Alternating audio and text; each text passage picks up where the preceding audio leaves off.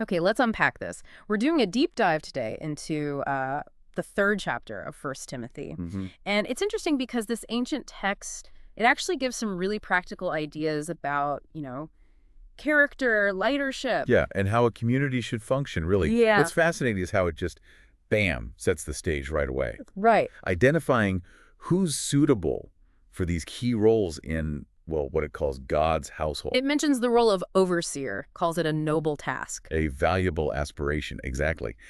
But, and this is the key part, it comes with this pretty demanding list of criteria. Yeah, it's not just, oh, I want to be a leader. It digs deep into character, doesn't it? Totally. Things like being above reproach. What does that really mean, though, above reproach? Well, essentially living in a way that doesn't give people valid grounds for accusation. It's about integrity, public integrity. Okay. And then it lists others. Right. Temperate, self-controlled, respectable. Right. Hospitable, able to teach. These all point towards someone who's, reliable, disciplined. Self-control seems pretty fundamental if you're guiding others. Absolutely. Managing yourself before you manage a group. And then it gets into potential pitfalls. Like what? Not given to drunkenness, not violent, but gentle. And this big one, not a lover of money. Yeah. Avoiding greed, avoiding coercion, using influence the right way. Exactly. But here's something I find really insightful. It links public leadership directly to private life. You mean the part about managing their own family? Precisely. It says an overseer must manage his own family well. Right. Make sure his kids are respectful. And the logic is pretty direct.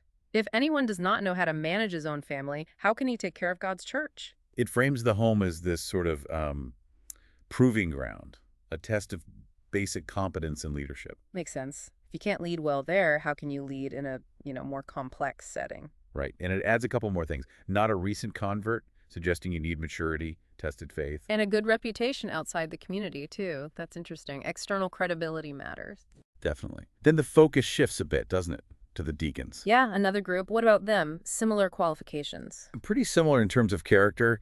They need to be worthy of respect, sincere, Okay. avoiding excess, like much wine or dishonest gain, holding on to the core beliefs, the deep truths of the faith with a clear conscience.